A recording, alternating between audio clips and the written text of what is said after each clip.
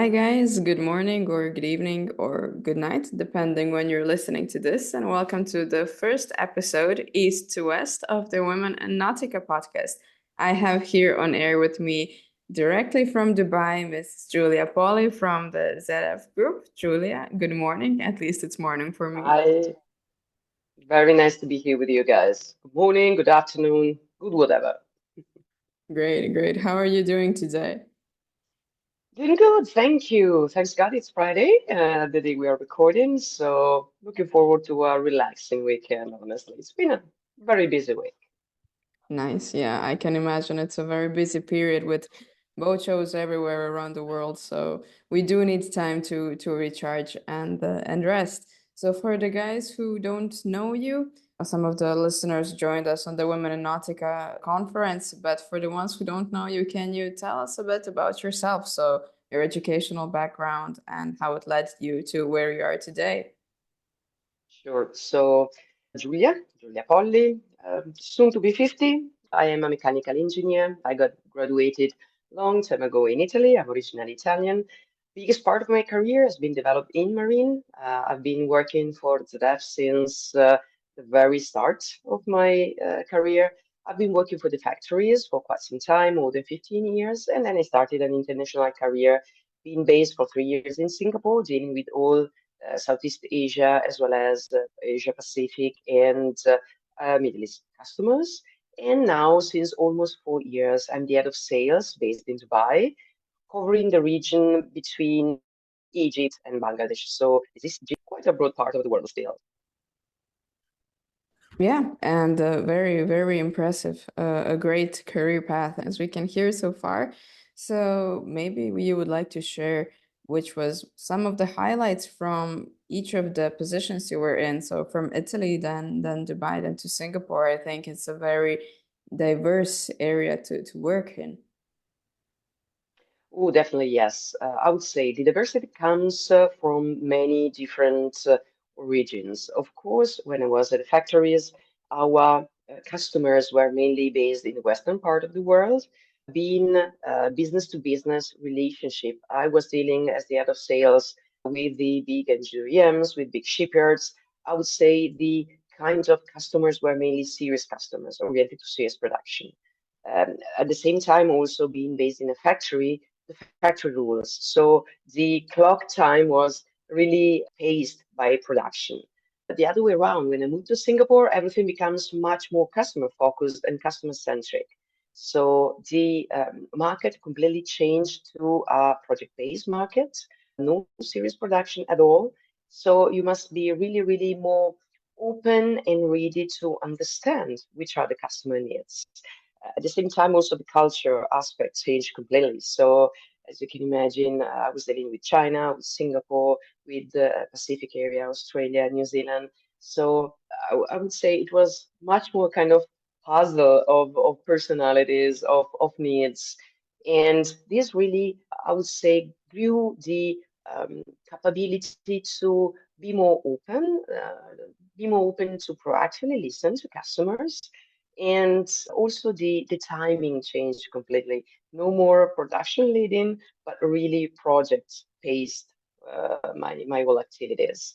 The colleagues at the same time were totally different. So I was dealing with a team with much more diverse background, not only in terms of, let me say, personal culture, but also in terms of um, educational background. So complex environment, international environment, really, really, really stimulating and really, let me say, making me curious every day what was coming on my way. The other main feature of my role in Singapore was that I didn't have any other leverage in my hand. Many people call me the oil on the gears. So I was supposed to facilitate the business for the region for the people who were the owners of the business in terms of the debt as well as in terms of the customers. But I had no direct reporting, nor, let me say, a profit and loss that was under my own responsibility.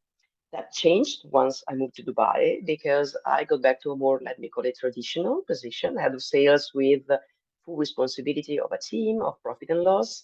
So I'm still keeping my coordination role over the Asia Pacific area, but I'm now directly responsible for that diversity, different challenges, but also in a very, very stimulating way. So, yeah, a lot of diversity, definitely, different challenges in the different positions I've been covering.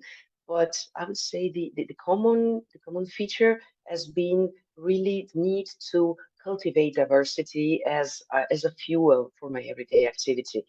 At the same time, cultivating the curiosity to empower this diversity as a business advantage. Wow, impressive. Just listening to this makes me want to be your colleague, and I think it will inspire a lot of people who are listening to this, just the dynamic and how international and everything is. Let me comment back on something that you said. So when you came back to Singapore, everything was more customer focused. Do you think that is actually a trend we see everywhere nowadays? So maybe the trend that has emerged from 2017, 18, where we really started focusing on what the customer wants, needs, and how to approach him efficiently. Yes, I think the customer focus definitely has become a very important trend. But the thing, this comes from a little bit further.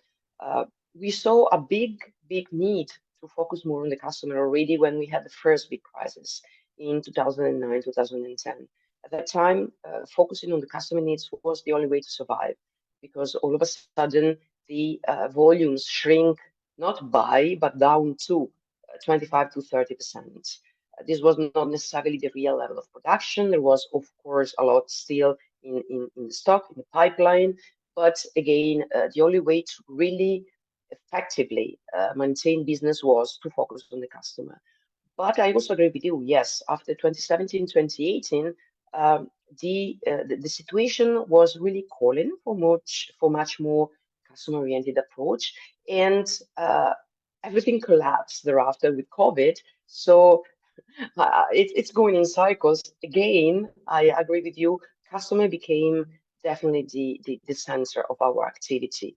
And the super quick recovery, which we saw after COVID, called for a balanced approach between customers focus and production focus, because otherwise there was no way to fulfill the strong demand. And now that the market is much more uncertain, I would say the demand now, the curve of the demand has flattened again. So the effective way to produce the right thing and to meet the customer demand is going back to your customer, check which are the needs, and find a balanced approach between an industrial production, which is really hungry for more volumes because the COVID tail is still there. But clearly, at the end, the customer is the king. And unless you satisfy your customer, there is no market. Exactly. The customer is king indeed, and we all need our desired customer to be happy and satisfied. To another topic, how many times have you encountered certain biases or maybe heard the comment, "Oh my God, how are you functioning in the male world or in a male job or it's too technical?" Is it something that you experienced often? If yes, did it irritate you and how did you overcome this? Only partially, honestly, I admit. Of course, I have a strong technical background, and that is definitely helping, especially in marine. In marine, I have to say that competency is always appreciated. And I don't hide myself. Definitely, my role as mostly co being covered in the past by male. But I would say when counterparts expect a male and they find a woman, the reaction is not negative at all. The reaction is more curiosity. So every now and then, of course, I've been questioned more than, let me say, how a woman can make this role.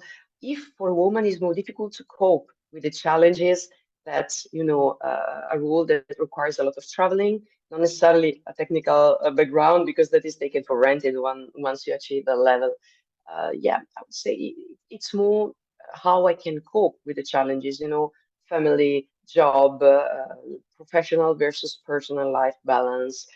In my case, it's pretty easy because I have a family, that's my original family, but I don't have a husband, I don't have kids by choice. Someone says by someone else's choice. But anyhow, that's my life, and I'm quite happy about it. So that is making this balance easier in my case. But the other way around, dealing with roles and with customers which are mostly men, at the end for me it's almost easier because as I'm saying, there is a positive curiosity which becomes appreciation once they see that competence is there. And I'm in Marine now since more than 20 years. I don't say how many, okay. I've already said that I'm almost 50, so almost 25 years. And that opens a lot of doors. So curiosity rather than, let me say, negative challenge. That's a reaction I face usually. I love to hear that, and I love this analogy that curiosity converts to appreciation. That's really great to hear. And then coming to competence, of course, competence is something super important, and maybe we've touched upon this during the conference as well. But a lot of young people want to somewhat go around this competence part, like everyone wants to take the fast route. But I think the boating industry is not a place where you can fake it until you make it. What do you think about that? Fully agree with you, mainly because this is a niche market. So at the end, the players, you can even change brand, you can even change flag, you can change, let me say, the step of the supply chain where you are. But at the end, the marine network is almost a family. And it has quite some high barriers at the entrance, which filter the people who try to shortcut, let me say. So I fully agree with you. If you try to be too quick or not really to deploy your competence, I don't think you will make long path in marine. Yeah, so everyone who's listening, you will have to be very patient with your path and build it step by step. But as they say, slow and steady wins the race. So you were also both a presenter and panelist on the first Women in Nautica experience almost a month ago. So how was this experience for you? It was really exciting, honestly speaking. Of course, I mean, sharing my experience has been extremely rewarding, and thinking that these can help other women in taking the same path, it's so motivating to me. The other super positive part for me was to meet again. We just mentioned it's a family, so meet again people who were part of my previous brackets life when I was mainly working with Europe and with serious production customers was really the cherry on top of the cake because again relationships are paramount in marine, but most of the times they go beyond the work relationships. So having, let me say, chance to meet again pillars of my past life was really motivating. Of course, also meeting so many new people that could share their insights and I would say getting all these nice experiences, sometimes even a little bit out of the marine world. I loved it. I really loved it, and I'm looking forward for next editions. I'm recommending the attendance to any people who ask me, "Oh, I saw you in the conference." Yeah, you have to join. It's really strong and super working idea in my mind. Great. Thank you so much for the kind words. And also, I hope that through this podcast, we will reach other family members too, so we can share and keep the spirits alive. And then coming back to the place where you're currently, Dubai. So, what is your opinion? Why is Dubai booming with business as it is? So, different industries are making their headquarters in Dubai, and it's expanding even further. I think there's not only one reason. It's a bucket of reasons. First of all, Dubai's position in terms of geographical position and in terms of, let me say, support to new initiatives. So Dubai is really in the middle. It's in the middle between Europe and Far East. It's in the middle between Far East and Africa. As far as I learned, Dubai is one of the very few cities, not to say the only important capital, that has direct flights to each and every capital of African continent. So I would say there is a clear push towards economic and financial initiatives and even more to the new ones. Um, Adding to that, I have to say that the UAE, not only Dubai, but the UAE are taken a very smart position in my mind in terms of neutrality.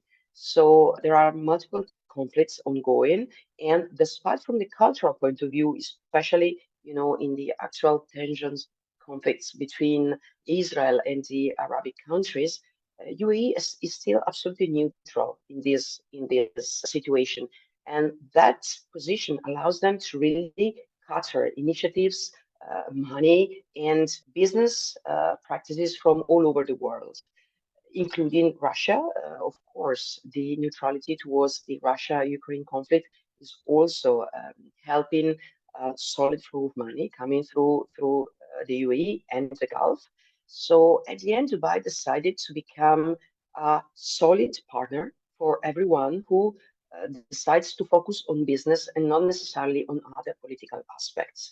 And this is something relatively different from almost all the other countries. So if you have a solid idea and if you have, let me say, good business plan in mind, Dubai can be the right place for you to develop, plant the seed, and then grow and nurture this idea. Don't take me wrong, things are not easy in Dubai because Dubai is also very strict on doing the things right. And at the same time, the competitiveness here is absolutely super developed. So I said a very good idea. Don't think you can come here and make easy money.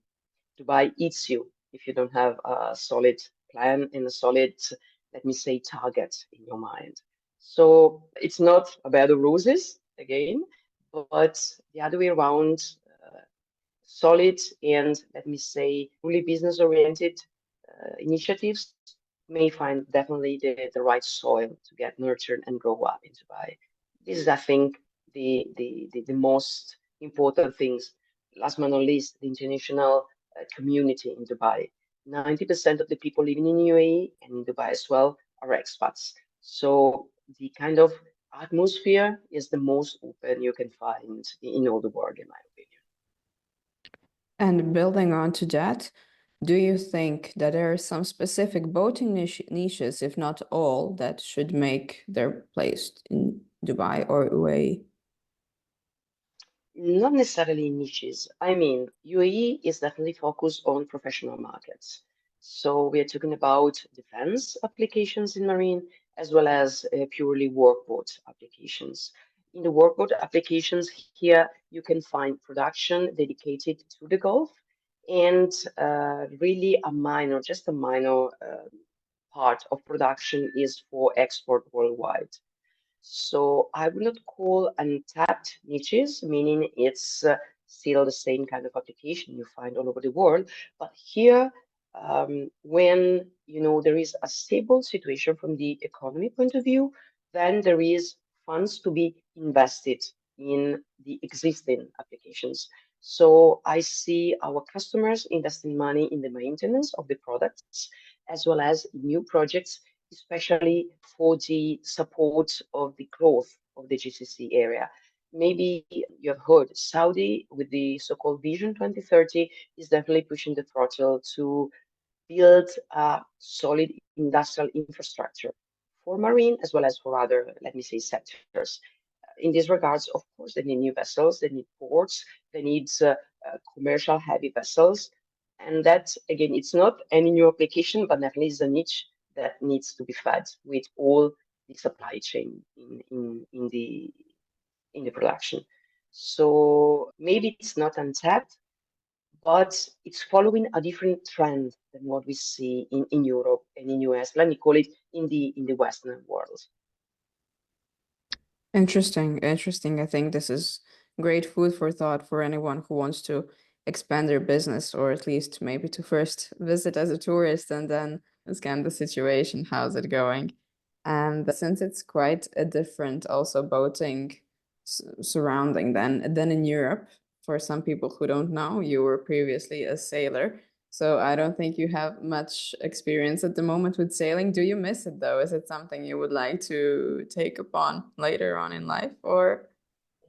You are stabbing me.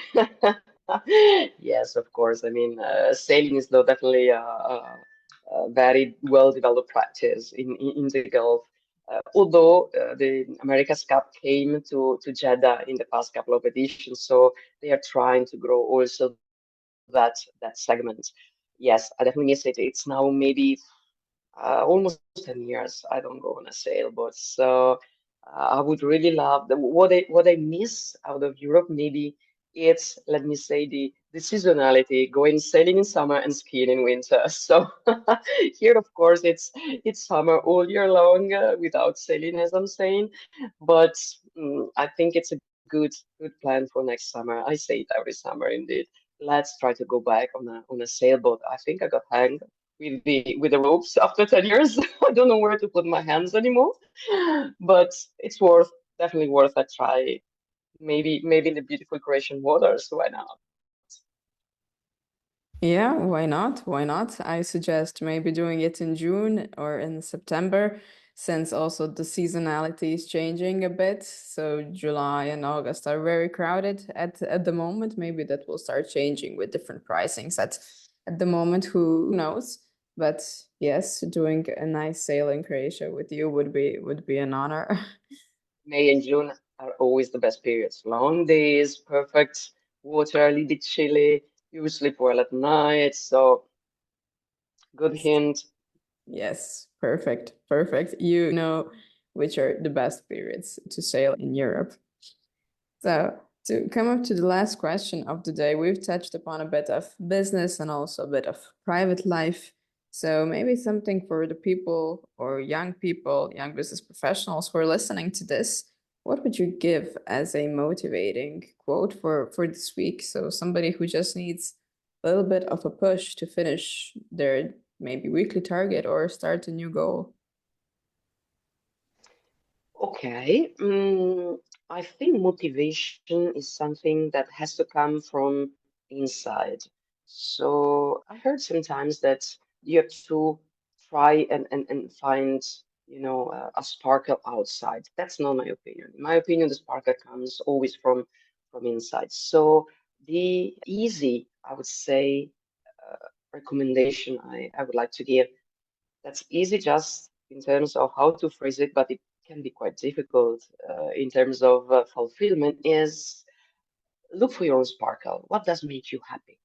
And then just pursue it.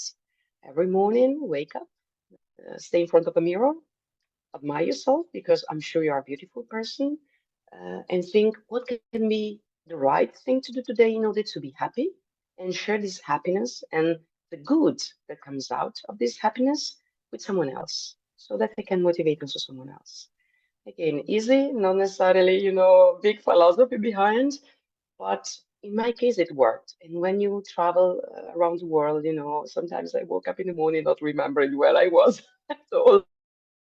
So there's still a easy pick to just focus, center yourself, and find the right motivation to bring a good day back home by the end of the day.